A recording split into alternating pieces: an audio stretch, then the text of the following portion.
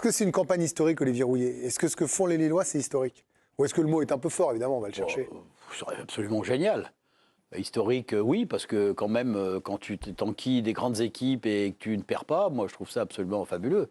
Et puis, quand même, t'as quand même le Real, même si le Real va pas très bien, mais quand même. Oui, vous avez raison. Ensuite, t'enchaînes avec l'Atlético derrière. Là, tu fais la Juve, même si on peut penser que dans le jeu, par certains moments, la Juve était à mon sens, supérieure à Lille. Mais là encore, on retrouve un tel désir dans cette équipe.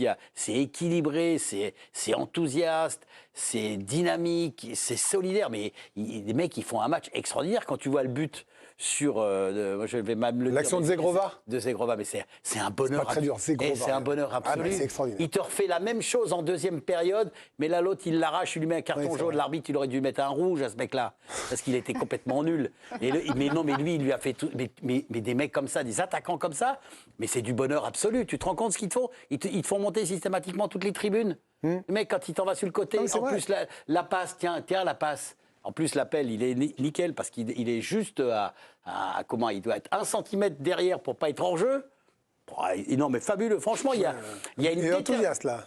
Non, mais, vous démarrez lentement et alors à la fin, c'est pouf. Mais parce que là, quand tu regardes un match, excuse-moi, mais quand tu regardes un match comme hier soir, eh ben, t'as des frissons. Oui, là, ça, c'est important. Oui, mais alors, historique, on s'enflamme ou pas, Olivier?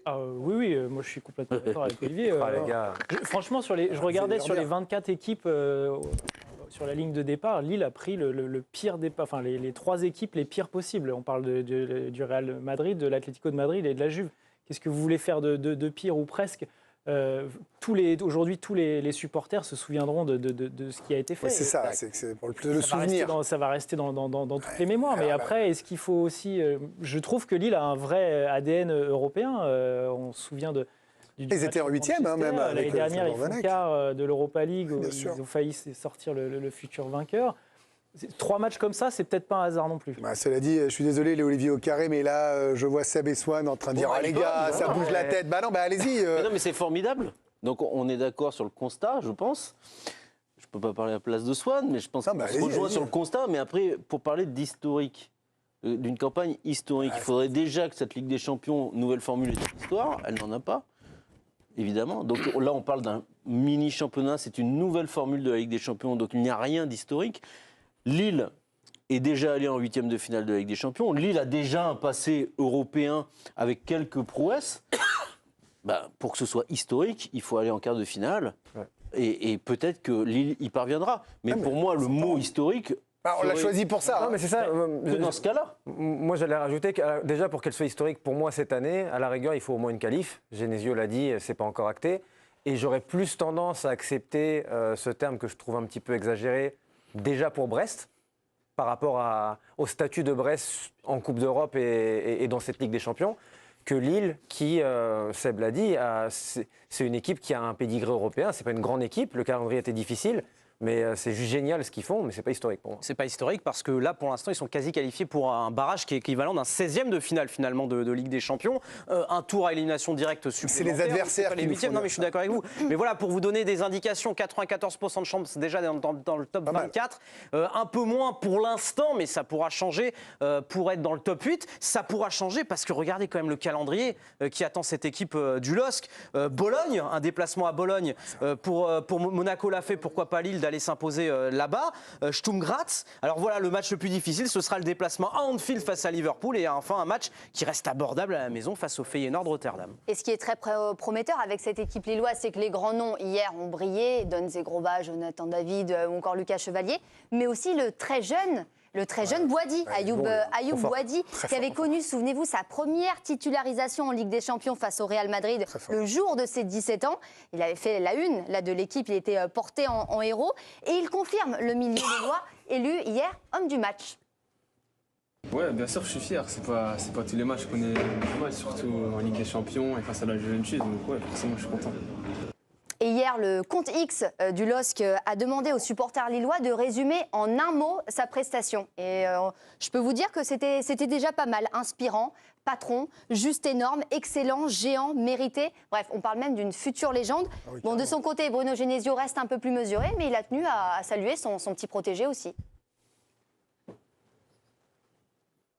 Ça va arriver. Ça va arriver. Ouais. Puis si ça n'arrive pas, on va le saluer de sa part. Oh, bah, c'est pas grave. Bon, bah, on l'écoutera plus tard. Voilà. Bruno Genesio, alors, dans ces cas-là. Ou à la pub. Ouais, vous le regarderez chez vous en replay. En résumé, il a dit qu'il voulait pas sortir un joueur de son collectif, mais il était obligé de saluer sa prestation. C'est un peu l'inverse de Lille. Exactement. Lille, ils ont joué les hauts sommets a priori rapidement et normalement ils ont des matchs plus abordables. Monaco, on peut dire que Monaco a fait le plein de points quand il fallait, Swan. Tout à fait. Et puisque Seb et moi adorons jouer sur la sémantique et la formulation des questions ce soir, du coup, la qualification, la qualification obligatoire pour moi, avec ce tableau-là, le top 8 obligatoire, pardon, il n'y a rien qui est obligatoire. C'est-à-dire qu'ils ont pris les points, vous l'avez dit, là où il le fallait. Moi, je reste persuadé quand même qu'en dépit de ce bilan comptable, il y a eu des matchs qui ont été difficiles et qu'ils n'ont pas survolé non plus ce début de Ligue des Champions. Alors très bien, les points ont été pris, la qualif est quasi assurée. Mais par contre, au vu, Là, ils sont troisième, là, ce soir. au vu justement de certains matchs difficiles et du calendrier, pour moi, le top 8, il n'est pas obligatoire. Ce serait super qu'ils aillent le chercher. L'opportunité, elle existe, mais c'est difficile. Ce serait un peu déceptif si... Non, même pas. Ce sera un exploit pour moi d'aller chercher le top 8. Oui, ça s'entend.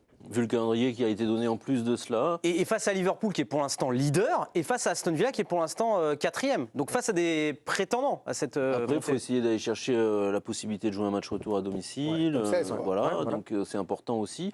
Et ce serait déceptif s'ils perdaient tous leurs matchs d'un coup, les Monégasques. Là, oui, d'accord. Mais sinon, se qualifier avec une équipe quand même qui a beaucoup de jeunesse, ce serait déjà formidable. C'est pas mal d'aller gratter la victoire comme ça à 5 minutes de la fin, Olivier Bossard. Ça aurait pu être encore un match nul comme à Zagreb. On aurait dit, bon, c'est encore un point à l'extérieur, pourquoi pas. Mais dans cette nouvelle formule, même si on n'a pas beaucoup de recul, bien sûr, on a très vite compris que les matchs nuls ne servaient pas à grand-chose, en fait. C'est vraiment... vaut mieux avoir des victoires et pouvoir enchaîner. Vous allez me dire, c'est une la palissade, mais vous voyez ce que je veux dire, c'est que le match nul n'est pas aussi valorisant que dans un long championnat. C'est plutôt costaud d'être allé la chercher. C'est costaud parce que même quand ça va pas bien, finalement, Monaco montre une force de caractère assez étonnante cette année. Seb l'a souligné, il faut quand même dire que c'est l'équipe la plus jeune jamais alignée par Monaco en Ligue des Champions. Donc c'est pas rien, c'est 23 ans de moyenne d'âge. Aller gagner comme ça en Italie, c'est extrêmement costaud. Alors, top 8 obligatoire, non. Par contre, top 16, ce serait bien, puisque de 8 à 16, on reçoit au match retour. Donc si le barrage, il pouvait Le top 8, recevoir... vous évitez le barrage. Bien Oui, sûr. on l'évite. Alors, non, mais alors, je vais formuler autrement, parce que je comprends votre réponse. On y a été de manière un petit peu provocante.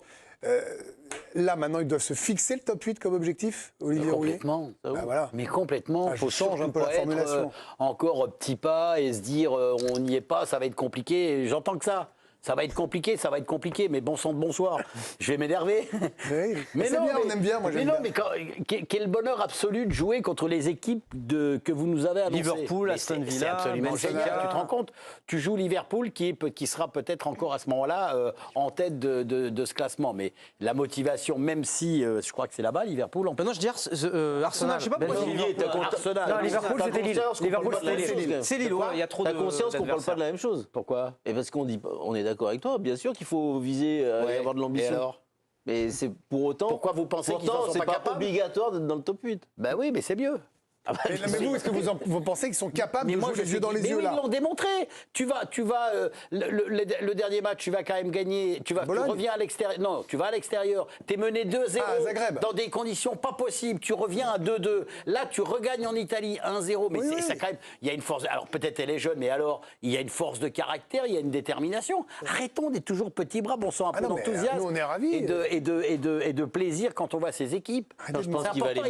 Et surtout, ils ont les... On garde cette émission, hein, parce que si jamais Paris perd ce soir, il va les massacrer. Mais non, je les On le massacrerai sait, on pas. le sait. Pourquoi Si si jamais Monaco Non, mais se parce que qualifie c'est vrai pas. qu'il y a deux lectures, PSG, pas PSG. Mais c'est pas le même budget aussi. Mais il tout faut- s'entend, tout ça. Mais c'est ça qui veut dire, Seb. Mais oui, mais d'accord, mais laissez le PSG tranquille. Bien sûr. Restons sur Monaco et. Et salaud, mais moi, cette équipe me plaît. Je Bon, voilà. peux pas faire mieux que top 8 obligatoire et historique, hein.